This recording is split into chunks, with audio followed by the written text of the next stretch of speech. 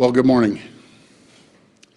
Faced with an unprecedented threat to our health and safety, faced with a very real prospect of patients being turned away from overwhelmed hospitals, faced with consequences of inaction, this virus has consistently forced us to make decisions that no one ever wanted to make. Looking at where we are right now and how far we've come, pushing Omicron back, there's no doubt these were the right decisions. There's no doubt they protected our hospitals from collapse and saved lives. Today, we're on track to very soon remove almost all restrictions for businesses as part of our reopening plan. And we heard from Dr. Moore last week and again yesterday that he is now working on a plan that will allow us to remove the vaccine passport system. My friends, this is great news and a sign of just how far we've come together in this fight. But this progress doesn't change what we've been through, because the truth is, this virus forced us to make unthinkable sacrifices. And I know that this has been extremely difficult. Watching businesses close, livelihoods lost, freedoms restricted. None of this has been easy. People are frustrated, they're scared, they're angry. And I know these frustrations have reached a boiling point for many Canadians. The result is what we're now seeing in various cities across our province and our country. My friends, one of the great things about living in Canada is our right to free speech, the right to choose our government by voting for leaders that best represent us, the right to peacefully protest when we disagree with what our government is doing. But like all rights, these are not without reasonable limits.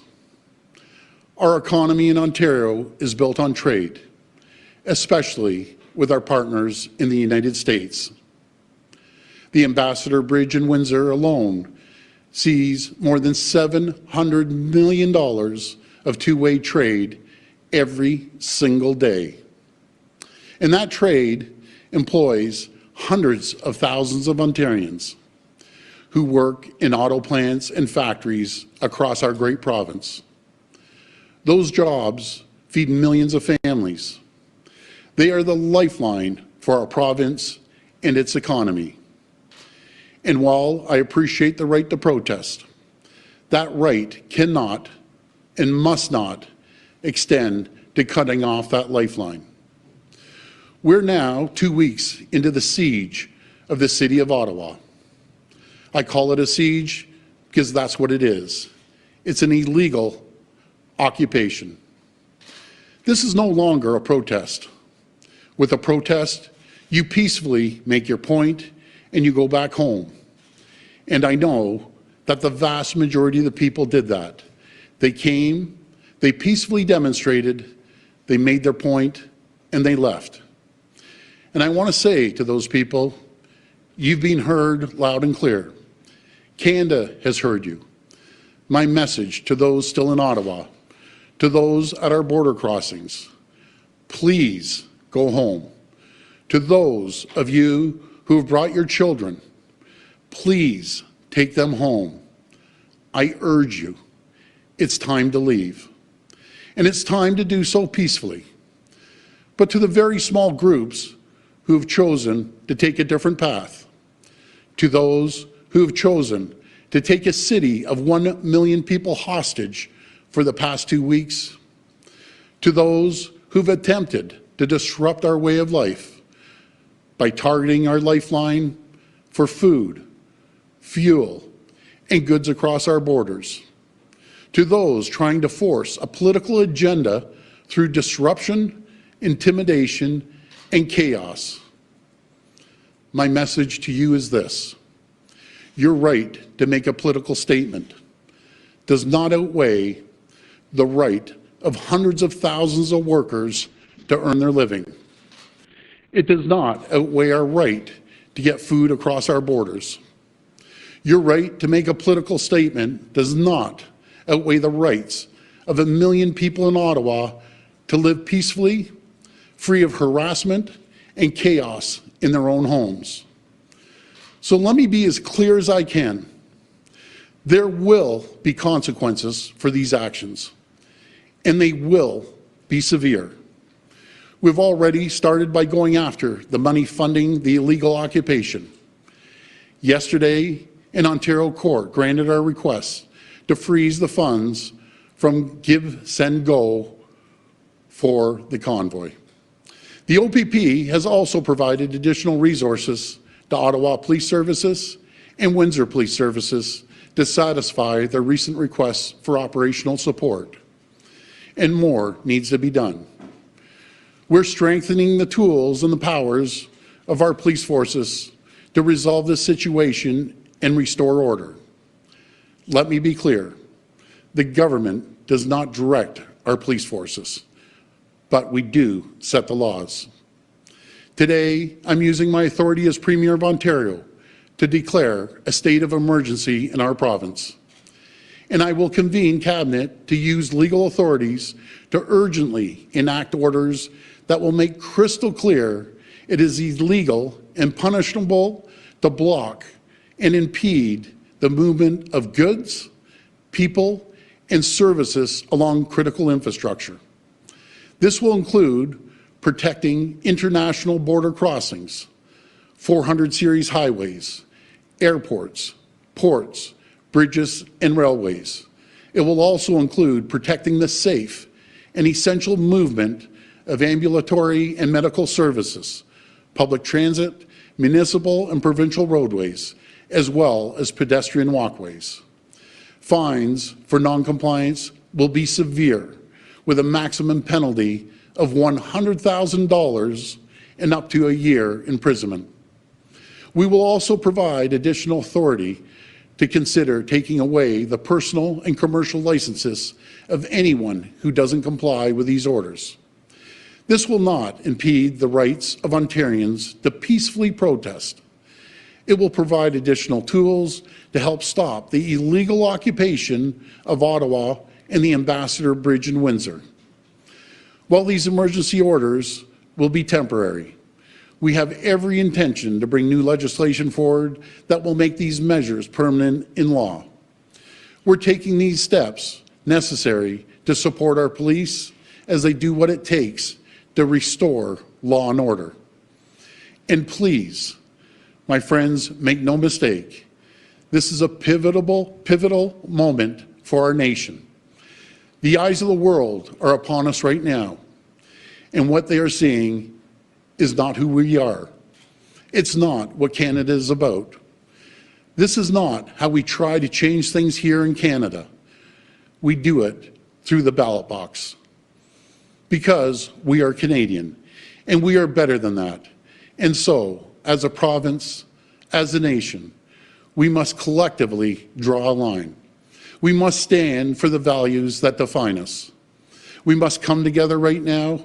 We must heal the divide that is fracturing our society. We must come together now, not as opponents, but as Canadians. And we must see that the sacrifices we're forced to make were made for a reason. To see that because of the actions we took over the last 2 years, tens of thousands of lives were saved from COVID-19. As hard as it's been, these sacrifices were necessary to protect tens of thousands of our neighbors, our friends, our family members. And there's no price that we could put on that. So, to the protesters I say, we've heard you, and it's time to go. To the auto workers, truckers, and all those affected by the Ambassador Bridge closure, I say, we will take whatever steps are necessary to ensure the border is reopened. To the people of Ottawa under siege, I say, we will ensure you're able to resume life and business as soon as possible. And to our brave women and men in uniform, I want you to know that you have my full support as you work to manage the situation and do whatever it takes to bring these occupations to an end. Thank you, and God bless the people of Ontario. Okay, we're ready to take questions from the floor. Just a reminder, it's one question and one follow-up. Morning, Premier. Matthew Bingley, Global News. It has been 5 days now since we've seen hundreds of millions of dollars lost at an international trade route, and at the same time, Canada's trade reputation has taken a massive hit in this. It has been 2 weeks since Ottawa saw the protesters dig in there. Why has it taken you so long to come out with measures like you are today? Well, first of all, they're extraordinary measures. I can tell you, I've been on the phone with the Prime Minister, premiers across this country, U.S. Ambassador, governors, and the mayors as well, to make sure that we do everything we can to do this peacefully. And I emphasize peacefully. We have tried and tried and tried. The occupiers in Ottawa, they are not listening. The trade problems that we would see if we didn't clear the Ambassador Bridge would be unprecedented, absolutely unprecedented. As the world is watching, businesses and people around the world are wondering, is this a safe and stable jurisdiction to invest? My answer to them is yes, it is. We said Ontario's open for business, and we will always be open for business. This is not a time for divide in our country, in our province. The toughest thing I can tell the folks out there about this whole pandemic is the divide we see from coworkers, from friends, and family. That is the toughest thing, and it's time that we come together as a country and as a province and show the world that's not what Canada's about. Canada is the greatest place in the entire world to live, to work, and to raise a family. We're going to move forward as quickly as we can to clear the bridge, to get people's lives back to normal in Ottawa. And we will use every tool in our toolbox to make sure that happens. You said it yourself that the protesters aren't listening. Are fines enough to get them to leave, or are you giving police the powers to physically remove them? Well, again, I just want to make it very clear that I do not, and I repeat, do not direct the police. We make the laws, the police enforce the laws. But again, we cannot, and I emphasize cannot, have people occupying cities, holding them hostage, holding millions and millions of people hostage to go to their jobs, and tens and tens and tens of thousands of people cannot go to their job because they're being shut down because the parts or the widget or the food cannot get across the border, not because of the truckers, because I can tell you folks, 99% of the truckers out there right now are working their backs off to put food on our table, to make sure parts get to the factories until we can keep the economy going. The last count I heard at the bridge, there was 5 truckers. The rest were pedestrian cars. This is about a political statement. That's what it's about. I think the world of our truckers. I support our truckers. I've supported our truckers from day one, but that is not representative of our truckers. The Trucking Association has clearly demonstrated that they are not in favor of this. So again, to the occupiers, please go home. Hi, good morning, Premier. Colin DeMello from CTV News. This was a pretty consequential weekend, this last weekend in Ontario. You call it a siege. Ottawa police said it was an insurrection.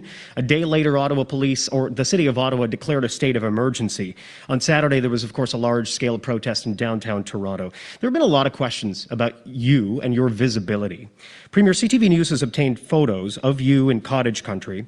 We've spoken with people who took pictures with you who say you were snowmobiling on Saturday, Premier. Can you explain why you decided to go snowmobiling during a stated insurrection and siege in Ottawa? Let me make it very clear, Colin. I've been on this phone almost 24/7, along with the premiers, U.S. ambassadors, the governor, the prime minister, around the clock. Make no mistake, I have been engaged from the second this has happened, and I'll be continuing being engaged with the authorities that we need to talk to. Fair enough, but you are not dismissing what I'm saying here. I'm asking you, Premier, were you snowmobiling on Saturday in cottage country while Ottawa was under siege, as you say? Let me tell you, Colin, I was at the cottage. I went out on my snowmobile. I take calls till 1 o'clock in the morning. I get calls before 6 o'clock in the morning, and I will not stop until we get this taken care of. And I will continue to make sure we're engaged in every single area of our responsibility.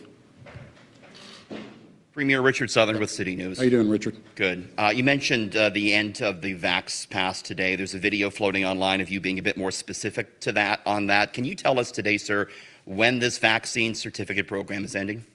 Well, we're going to take the advice, which I have right from day one from Dr. Moore, and I've always made sure our decisions are based on health and on science. And we put this plan together well before this protest started. And it's been a plan that we've been working on for months. We're waiting for recommendations from Dr. Moore. I think we all heard very clearly last week and this week that Dr. Moore wants to move forward with these measures. And once we take that recommendation, we'll bring it to Cabinet and we'll make the decision. But Premier, there's a video saying, purportedly of you saying, I'm going to pull the Vax Pass. And that's it sounds like you made up your mind, sir. Can you just tell us what that decision is? You know something? It's based on what Dr. Moore said the previous week and what Dr. Moore said yesterday. I can be very clear, Richard, that I will never, ever negotiate that people that break the law, that people that are in there illegally and occupying cities. I base it on health. I base it on science. Dr. Moore has clearly said it's time to move forward. I look forward to Dr. Moore's measures and recommendations, and we'll continue to work with Dr. Moore to reopen safely and cautiously. Hi, Premier. Charlie Pinkerton from iPolitics. How long will it be, can you clarify, until these new orders are put in place? And when should protesters be facing fines, the jail time that you've announced today? Well, I'll pass it to our Solicitor General, but again, I'll repeat what I just said. I'll wait for the recommendations, what Dr. Moore brings to our Cabinet. We'll make the decisions based on that, and I'll pass the next question over to the Solicitor General. Thank you. So as the Premier mentioned, the initial declaration will be for 42 hours. The Cabinet will be meeting tomorrow to go over further amendments, and I think that you will see in the spring legislative session that we're going to start to deal with some of these safety problems that are causing people to be on public highways, on public roads, putting themselves and the community in danger. It speaks to there is a wide difference between a demonstration that people make their point and go home, and people put their lives, their families' lives, and communities at risk. That's unfortunately what we are now seeing in Windsor and, of course, in Ottawa for the last number of days, over a week. We want to make sure that people can safely go to work, access their homes, access their businesses, and unfortunately, in Ottawa and Windsor, that is not happening right now. So we are doing that with this declaration. Thank you. Okay, and my other question is just, police have had a very difficult time trying to disperse these protesters. Obviously, that's why we're here today. What if this doesn't work? What next do you have as a tool to try to resolve this situation, and when will you escalate things? Well, first of all, I always have, I'll always support our police, and I have confidence in our OPP, our RCMP, and local municipal police. And I'm sure they'll get the job done. Hi, Premier. Andy Takagi with QP Briefing. I just wanted to ask you, there were reports yesterday that a quarter of the trucks still remaining in Ottawa had children among them, and that's why there was difficulty removing the trucks from downtown Ottawa. I was wondering, is there any action being considered against the parents of children that still remain in the convoy, and do you have any message to the parents and children remaining? As I said in my comments earlier, I urge you, please take your kids home. Please get your kids home. The place for a protest occupation is not a place for children. So I urge you, take your kids home. This will be the last question. And my next question is, Ontario turned down a third trilateral meeting with the federal government and the city of Ottawa. Why not take leadership in addressing these protests, and why wait until you're being asked to act before sending in the OPP? Well, first of all, we've been acting from the second this has happened. When the regions, be it Ottawa, asked for support from our OPP, they ended up getting support. I'll tell you what people don't want. People don't want another table, a bunch of politicians sitting there talking. People want to see action, and that's what we're taking. We're taking decisive action to make sure we end the occupation and we get the goods on the Ambassador Bridge traveling back and forth freely without anyone impeding their transportation. This is critical to our economy, and I'll tell you, it's not going to be tolerated. In saying that, I want everyone to work together. I want this to be peaceful, and we need to make sure that we get the goods to the facilities. Folks, I got to stress to you, we're in a critical situation worldwide economically. We have competitors breathing down our back on a daily basis. We're competing against our neighbors south of the border. We're competing against the rest of the world. And the last thing we need is an anchor around our neck when we're competing. These people need to make sure they leave the Ambassador Bridge immediately for the sake of hundreds of thousands of workers, millions of families that depend on a paycheck going into these factories, going into these auto plants, making sure food gets distributed up here. That's what this is all about. I want to thank you, and God bless the people of Ontario. Thanks, everyone.